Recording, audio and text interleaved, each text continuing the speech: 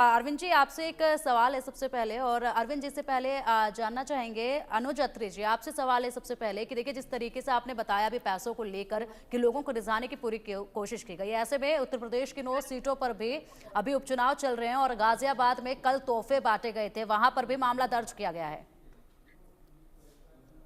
निश्चित तौर पे जहां कुछ भी किसी भी पार्टी का किया हो, हम तो कहते हैं बराबर की कार्रवाई होनी चाहिए। चुनाव आयोग के संविधान के हिसाब से, जो कानून के हिसाब से कार्रवाई करनी चाहिए। लेकिन ये मेरा और तेरा जब हो जाता है कि जो दूसरे दल का अगर पकड़ा जाता है तो उसके पास तो कार्रवाई पूरी की जाती है, बल्कि बढ़ चढ़ कर की जाती है।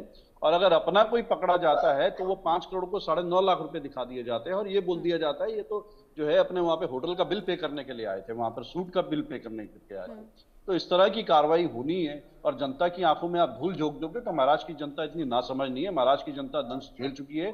कैसे आपने जो है चलती हुई सरकार को, चुनी हुई सरकार को आपने गिराने का प्रयास किया, किस तरह से आपने पार्टियों को चुराया, किस तरह से आपने एमएलए को लेकिन चुराया, महाराष्ट्र किस ने तरह से बहुत कुछ आपने देख लिया है। महाराष्ट्र ने देख लिया है अर्ली मॉर्निंग की शपथ ग्रहण, महाराष्ट्र ने देख लिया है चाचा भतीजों का अलग होना, महाराष्ट्र ने देख लिया है जो पार्टी बिल्कुल एक साथ होती थी वो धीर विरोधी हो गई, अलग अलग विचारधारा की पार्टी एक साथ आ गई। और इसीलिए इस बार का चुनाव बहुत ज्यादा इंटरेस्टिंग कहा जा रहा है। लेकिन हाँ, लोकसभा चुनाव को लेकर भी लोग चर्चा कर रहे हैं। लोग कह रहे हैं लोकसभा चुनाव में अगर महायुति के लिए बड़ा झटका हुआ तो क्या विधानसभा चुनाव में चीजें रिवर्ट हो पाएंगी, या फिर यहां भी महायुति पीछे खिसक जाएगी, या महाविकास आघाड़ी आगे जाती हुई नजर आएगी। ये सभी चर्चाओं के बीच में मोहन कर्मकार जी, चूंकि झारखंड में अलग अलग मुद्दों को लेकर राजनीति हुई है और मैं कहूंगी कि बीजेपी ने तो कोई कसर नहीं छोड़ी, डेमोग्राफिकल चेंजेस के साथ साथ भ्रष्टाचार, नोटों का पहाड़ और परिवारवाद के आरोप लगाते हुए।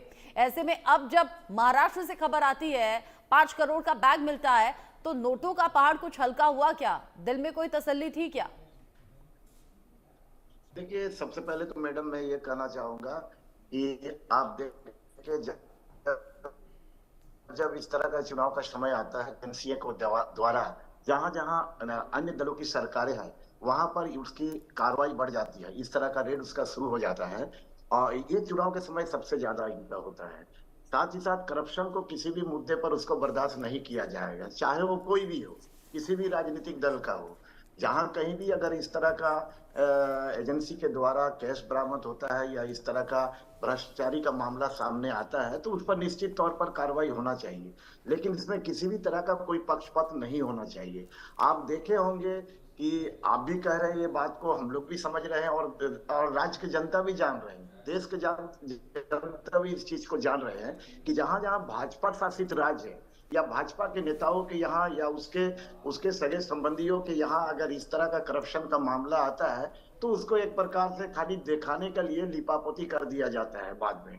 लेकिन अन्य दलों पर बहुत सख्ती के साथ ये कार्रवाई करके और एन केन प्रकार उस दल को भी बदनाम करने का प्रयास किया जाता है। ये लोकतंत्र में नहीं होना चाहिए। और दूसरी बात है कि देखिए, कहीं भी जब चुनाव होता है उस समय तो ये करते ही है। लोकतंत्र में चुनाव हो जाने का बाद जनता का जो लोकतंत्र में तो जनादेश, किसी मुख्यमंत्री पर इतने गंभीर आरोप भी नहीं होने चाहिए थे, किसी मुख्यमंत्री को आरोपों के चलते जेल में भी नहीं जाना चाहिए था। चंपाई सोरेन को आपने स्टेपनी की तरह इस्तेमाल किया, चंपाई सोरेन फिर बीजेपी के हो लिए, ये सभी बातें भी तो चर्चा में है। निश्चित तौर पर मैं सभी तरह की बातों को कर रहा हूँ कि जहां जहां भी इस तरह का कार्रवाई होता है आप देखिएगा उसकी मंशा क्या है। अगर हमारे राज्य के मुख्यमंत्री के ऊपर में अगर जमीन के मामले को लेकर के जिस तरह का इन्होंने आरोप लगाया था और उसमें 5 महीना तक हमको जेल में रखने का वो प्रयास किया, लेकिन हमको न्यायपालिका पर पूरा विश्वास था और न्यायपालिका से हमको न्याय मिला। ये तो हमको कोई भारतीय जनता पार्टी या केंद्र सरकार के द्वारा हमको किसी तरह का कोई न्याय नहीं मिला है। और आज जनता के बीच में जब हम विकास के काम को लेकर के, कल्याणकारी योजना को लेकर के जब हम चुनाव लड़ रहे हैं, हमारा किसी तरह का ना कोई जाति का है, ना धर्म का है, ना कोई बाहरी ना भीतरी, इस तरह का कोई मुद्दा मेरे पास नहीं है। हमने जो काम कर रहे हैं, जो किए हैं, उस पर जनता के बीच में हम जा रहे हैं। लेकिन भारतीय जनता पार्टी एक भी अपना ये झारखंड में 24 वर्षों में 18 वर्षों तक उन्होंने शासन चलाया और केंद्र में भी उसकी लगभग 10 वर्षों से उनकी सरकारें हैं, लेकिन कभी भी वो विकास के मुद्दा को लेकर के, विकास के काम को लेकर के वो जनता के बीच में नहीं गया। ठीक है मोहन जी, राज का हो तो किसके हिंदू दावे, मुस्लिम किसके बाहर वादे, जितने किस पर यही यकीन उसका जनता करती है, फैसला कर लेगी। बिल्कुल बिल्कुल मोहन जी, आएंगे आपके पास, लेकिन अभी फिलहाल वरिष्ठ पत्रकार हिमांशु भट्ट जी भी हमारे साथ जुड़े हुए हैं। हिमांशु जी, देखिए, जिस तरीके से अगर महाराष्ट्र की बात की जाए तो वहां पर जाति को लेकर एक पैटर्न रहा है चुनाव के वक्त में, लेकिन इस बार इस पैटर्न को बदलने की कोशिश बीजेपी कर रही है, जिस तरीके से नारे दिए गए हैं। और क्या लग रहा है आपको कि जो जाति का पैटर्न है और उसके सामने जो धर्म का एक पैटर्न सेट किया जा रहा है, कुछ फर्क किस तरीके से देखा जाएगा? अभी देखिए, एक बात बड़ी बड़ी अच्छी तरह समझ लेनी चाहिए हमें। महाराष्ट्र के ये जो चुनाव है ना, वो बहुत से लोगों के लिए बहुत कंफ्यूजिंग चुनाव है। लोगों को समझ में नहीं आ रहा कि कहां जाके किसको वोट करेंगे प्रजा। मगर एक बात बराबर समझ लो, अगर आप 100 लोगों को पूछेंगे, 100 वोटर को पूछेंगे, मैं ग्राउंड रियलिटीज बता रहा हूं, उसमें से 60 से 70 आपको सीधा जवाब नहीं देंगे उन्होंने किस विचारधारा को, किसको, क्यों, कैसे वोट दिया। वो उठपटांग बातें करके कैमरा के सामने चले जाएंगे। Now that is the biggest indication. ये सबसे बड़ा एक निर्देश है लोगों के लिए, देश के लिए समझने के लिए कि यहां पर एक अंडरकरंट काम कर रहा है। और ये अंडरकरंट है क्या? देखिए, 6 पार्टियां हैं ऐसे तो, देखे 2 गठबंधन है, मगर आमने सामने जो लोकसभा के चुनाव आए वहां पर ऐसा कह सकते हैं हम कि महाविकास आघाड़ी थोड़ा आगे थी या जीत गई थी, चलो मान लिया जीत गई थी। मगर वो जीत का अंतर इस वक्त क्या विधानसभा के चुनाव हो रहे हैं, लोकसभा और विधानसभा को एक तराजू में तोलने की गलतियां बहुत से लोग कर रहे हैं और वो नहीं होनी चाहिए। जब विधानसभा में हम लोग देखते हैं तो मुझे तो ये समझ में आता है कि अंडरकरंट चल रहा है। अंडरकरंट किसका है? लोग सवाल सीधा पूछेंगे।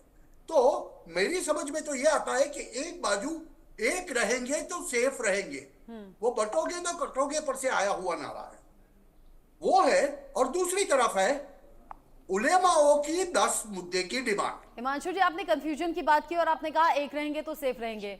महाराष्ट्र में लोगों का बड़ा कंफ्यूजन ये भी है कि एक है कौन और हम वोट दे किसको। एनसीपी बढ़ गई, अभी मैं उसी बात पर आ रहा था, इसी बात पर आ रहा उधर था। शिवसेना बढ़ गई, लोगों को समझ नहीं आ रहा कि वोट दें तो दे किसे। ऐसे में वो पार्टियां जो बटी नहीं, क्या उन्हें फायदा हो जाएगा? नहीं, सीधी सी बात है, 2 पार्टियां बटी नहीं, उससे भी ज्यादा जो फायदा होगा ना वो इसको वैसे होगा कि एक तरफ बैटल विद इन बैटल्स है। यहां पर शिवसेना की सही लीगेसी किसको जानी चाहिए उसका निर्णय होगा ये चुनाव में। दूसरी तरफ एनसीपी की सही लीगेसी किसके पास जानी चाहिए, शरद पवार के पास रहनी चाहिए या फिर अजीत पवार के पास जानी चाहिए, उसका एक निर्णय होगा जो परिणाम आएगा। और उसके साथ में हमें देखने को मिलेगा कि यहां पर जैसे मैंने बताया, एक तरफ उलेमाओं की 10 डिमांड और दूसरी तरफ एक रहोगे तो सेफ रहोगे, मतलब हिंदुत्व का नारा। अभी इसके अंदर मुझे ये कंफ्यूजन इसलिए दिखता है कि मुंबई और पश्चिम महाराष्ट्र के काफी एरियाओं में आप चले जाओ, वहां पर लोगों को क्या चाहिए कि बाला साहब ठाकरे का हिंदू हृदय सम्राट वाला चेहरा चाहिए। अभी क्या वो उद्धव ठाकरे बन सकेंगे? वो लोग कहते हैं कि हम उद्धव को वोट देना चाहते हैं। सुनिए मेरी बात, मैं बड़े पते की बात बता रहा हूं कि लोग कहते हैं हम उद्धव ठाकरे को वोट देना चाहते हैं, मगर हम जनाब उद्धव ठाकरे को वोट नहीं देंगे, हमें हिंदू हृदय सम्राट उद्धव ठाकरे चाहिए। यहां पर मशक्कत इस बात की है, जो मैं कंफ्यूजिंग बोल रहा हूं ना, वो शिवसेना का जो कोर वोटर है, जो हर एक कॉन्स्टिट्यूएंसी में ज्यादा करके 288 में से कम 180-185 सीटें ऐसी है जहां पर शिवसेना का तकरीबन 25% वोट है। वो वोट बटा हुआ है। अभी वो वोट आखिर में किसके पास जाएगा? एकनाथ शिंदे के पास जाएगा जो हिंदुओं की बात कर रहे हैं, या फिर जनाब उद्धव ठाकरे के पास जाएगा? जैसे वही लोग बता रहे हैं, मैं नहीं बता रहा, मैं ये ग्राउंड की बातें आपको बता रहा हूं कि महाराष्ट्र के चुनाव में कैसे कंफ्यूज वोटर है। और इसी वजह से मुझे लगता है कि अंडर करंट जो चल रहा है आज, उसमें जाके वोटर आपको बता नहीं रहा कि असल में उसने क्या किया। मगर ये बात लिख के रखेगा कि इसको अगर समझ लो एनीथिंग अबव 64-65% वोटिंग, 65% वोटिंग से ज्यादा कुछ भी हो गया या 65% भी हो गया, तो समझ के चलिए एक तरफा स्वीप आने वाला है, ये क्लोज कॉन्टेस्ट नहीं रहने वाला।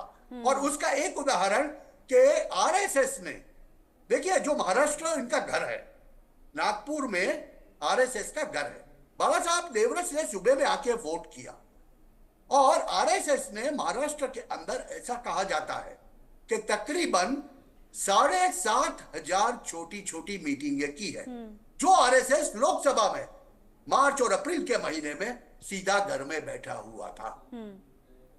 अभी वो अंडरकरंट कहां जाएगा वो 23 तारीख को पता। अभी थोड़ी देर पहले तो मोहन भागवत पहुंचे हैं वोट डालने के लिए। वो कह रहे हैं कि सही मुद्दों Yes. पर वोट डालें तो बेहतर होगा। अब सही मुद्दे वो किसकी तरफ इशारा कर रहे थे जनता समझ लेगी। हालांकि आपने कहा कि लोकसभा इलेक्शन का जिक्र नहीं करना चाहिए विधानसभा चुनाव में, लेकिन चर्चा खूब हो रही है। जहां लोकसभा चुनाव में पार्टियां पिछड़ी हैं, अब विधानसभा चुनाव में अनुमान अलग अलग तरीके के लगाए जा रहे हैं। और आपने कंफ्यूजन की बात की, तो कंफ्यूजन हम पत्रकारों के लिहाज से भी बड़ा है कि हम 2019 के लिहाज से किस तरीके से देखें चीजों को और आज की डेट में किस तरीके से देखें, क्योंकि पार्टी तब बटी नहीं थी और आज पार्टी बढ़ गई है। एक उदाहरण दे सकता हूं मैं? हाँ। 40 सेकंड में। जी जी बोलिए।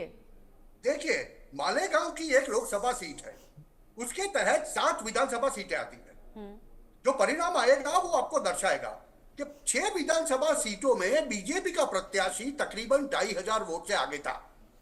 मगर एक मालेगांव सेंट्रल का जब काउंटिंग शुरू हुई, उसमें से उसके बाद जो 7 विधानसभा का काउंटिंग हो गया, तो एक ही विधानसभा में से वो मालेगांव सेंट्रल में से एमवीए का प्रत्याशी 1,95,000 वोट ले गया। वो 1,93,000 की लीड कट गई और 2,000-2,500 वोट से वो प्रत्याशी जीत गया। तो 7 में से 6 सीटें जहां पर महायुति की थी, वहां भी एमवीए का प्रत्याशी लोकसभा की सीट जीता था। मैं जो बोल रहा हूं कि लोकसभा को विधानसभा के तराजू में न तोले, उसका सबसे सही उदाहरण आपको देखना है। तो दूल्हे मालेगांव की ये लोकसभा सीट ले। सचिन तेंदुलकर भी वोट डालने के लिए पहुंचे हैं, तस्वीरों में दिख रहे हैं। आपने लोकसभा इलेक्शंस का जिक्र किया, 2019, 2024 किस तरीके से लोगों ने अपने वोटिंग पैटर्न को दिखाया है वो जल्दी से दर्शकों को बता दें। हालांकि आपने कहा कि लोकसभा इलेक्शन का जिक्र नहीं करना, लेकिन न जाने क्यों मेरा दिल कर रहा है कि मैं कर ही दूं एक बार, क्योंकि यहाँ बीजेपी को अच्छा खासा नुकसान हुआ। वो कैसे हुआ? 2019 में 23 सीटें थी, 2024 में 9 सीटें रह गई।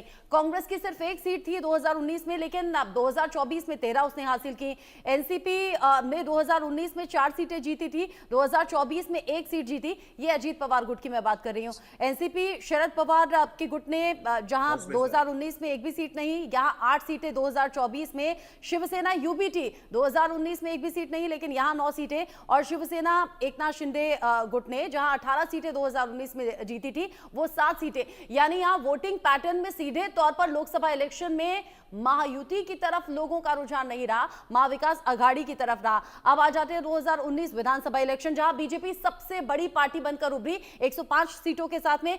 हाँ, उस टाइम पार्टी बटी नहीं थी, इसीलिए जो दूसरे नंबर की पार्टी थी वो शिवसेना थी 56 सीट, तीसरे नंबर की पार्टी थी एनसीपी 54 सीट और चौथे नंबर पर थी कांग्रेस 44 सीट और निर्दलीय के खाते में गई थी 13 सीट। महाराष्ट्र बहुत ज्यादा दिलचस्प है, इसीलिए हम कह रहे हैं महाराष्ट्र के लोग बहुत सोच समझ कर वोट देने वाले हैं। जो कंफ्यूजन है उसे दूर करने की कोशिश होगी। लेकिन सुजाता पांडे जी, जब महाराष्ट्र झारखंड की बात हो रही है, 4 राज्यों की 15 सीटों पर उपचुनाव भी हो रहा है, उत्तर प्रदेश को कैसे देखती हैं आप? बुरकों की लड़ाई चल रही है अब तो। कल ही समाजवादी पार्टी अध्यक्ष अखिलेश यादव ने कहा चुनाव आयोग को कि मैं चाहता हूं कि मुस्लिम जो महिलाएं हैं उनका बुर्का हटाकर उनकी चेकिंग ना हो, वोटर आईडी ना मांगे जाएं। बड़ा उन्हें असहज महसूस होता है और जो पुलिस वाले हैं अपनी पावर का दुरुपयोग ना करें। अब रात भर में खबर ऐसी सामने आ गई कि बीजेपी वालों ने रात में जाकर खूब सारे बुर्के खरीद लिए हैं। देखिए, सबसे पहले तो ये बताइए कि क्या आपको क्या मैं महिला हूं, आप महिला हैं और बाकी मुस्लिम महिलाएं भी होंगी जो आपका आसपास, सच में आपको लगता है कि महिलाएं इतनी अबला हैं कि उनको वोट डालने की वोटिंग के बाद में वोटिंग के बाद में पोलिंग बूथ से निकले हैं? मुझे लगता है शायद कोई मैसेज देने की कोशिश करेंगे, क्योंकि जब बड़े चेहरे या बड़े सितारे वोटिंग के लिए पोलिंग बूथ पर पहुंचते हैं और वोट डालने के बाद जब वो एक अपील करते हैं ना, तो लोगों के दिल दिमाग पर असर होता है और लोग फिर उनसे प्रेरणा लेकर भी घर से जल्दी निकल जाते हैं। मोहन भागवत थोड़ी देर पहले पहुंचे थे, उनकी तस्वीरें हम देख रहे हैं। सचिन तेंदुलकर शायद कुछ बोले नहीं। सुजाता जी अपनी बात पूरी कर लें आप। मैं ये कह रही